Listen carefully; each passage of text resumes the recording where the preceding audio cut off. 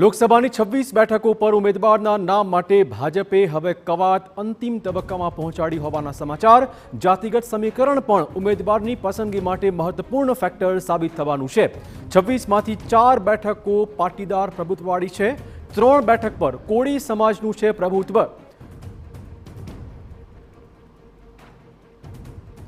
તો ભાજપમાં આ મૂર્તિયાઓની શોધ અંતિમ તબક્કામાં પહોંચી ચૂકી છે, ત્યારે વધુ વાત કરવા જોડાશે અમારા સંવાદદાતા કિંજલ। જે રીતે હવે લગભગ 3 બેઠકોની વાત કરીએ, જ્યાં 3 બેઠકો પર નામ લગભગ નક્કી છે, અમિત શાહ, પૂનમ માડમ અને CR પાટીલ। એ સિવાયના તમારા સૂત્રો શું કહી રહ્યા છે, ક્યાં ક્યાં લગભગ કન્ફર્મ માની રહ્યું છે?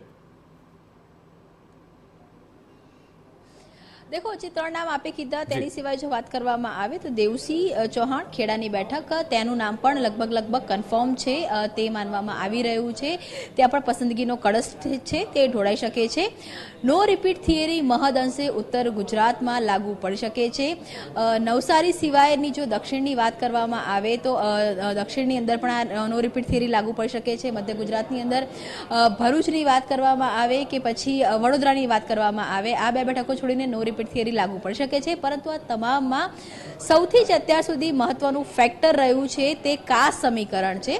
कास्ट समीकरण समजवानो प्रयास करीए चिराग, तो जो झोन वाइज आपणे कास्ट समीकरण समझવાનો પ્રયાસ કરીએ તો સૌરાષ્ટ્રની અંદર જે બેઠકો છે સુરેન્દ્રનગર, ભાવનગર, અમરેલી, રાજકોટ, પોરબંદર, જામનગર અને જૂનાગઢ।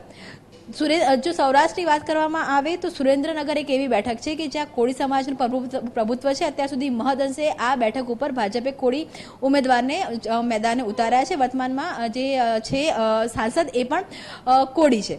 तेनी साथे जो भावनगरनी वात करवामां आवे तो भावनगर पण कोળી समाजनुं प्रभुत्व है, एटले डॉक्टर महेन्द्र मंजपुरा ए अत्यार सुधी भाजपनी चॉइस रह्या छे।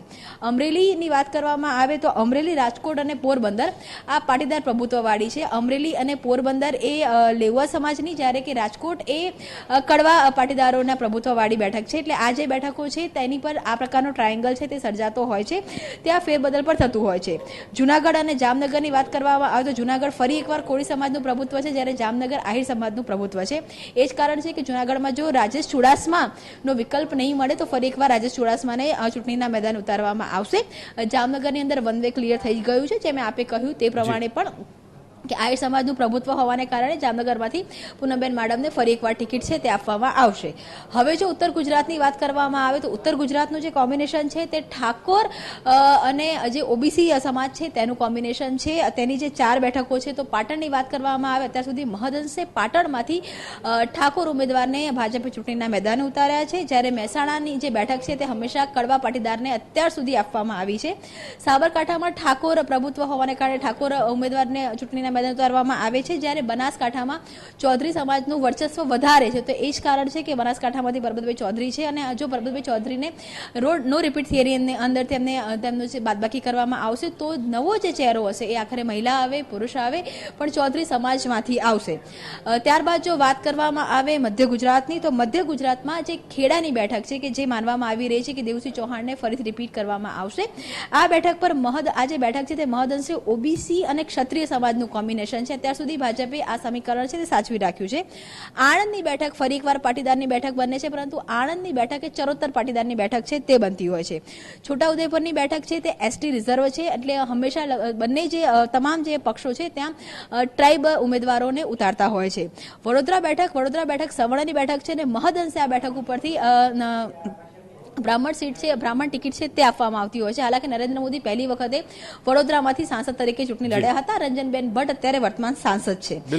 તેની સાથે વાત કરવામાં આવે તો છોટા પંચમહાલ અને દાહોદની જો વાત કરવામાં આવે તો પંચમહાલ એ જનરલ કેટેગરીમાં આવે છે, જ્યારે દાહોદ એ ટ્રાઇ બેલ્ટમાં આવે છે। દક્ષિણ ગુજરાતનું થોડુંક સમીકરણ અલગ છે। બિલકુલ કિંજલ, આપણી પાસે સમયનો અભાવ ચોક્કસ છે, બાકી દક્ષિણ ગુજરાત સમજી જ લે, પરંતુ સમયનો અભાવ છે ચોક્કસ। જોવું રહેશે કે હવે ભાજપ કેવી રીતે જ્ઞાતિ જાતિના સમીકરણને જોતા અલગ અલગ ઉમેદવારોને ટિકિટ ફાળવી આપે છે। આપનો આભાર કિંજલ તમામ જાણકારી બદલ।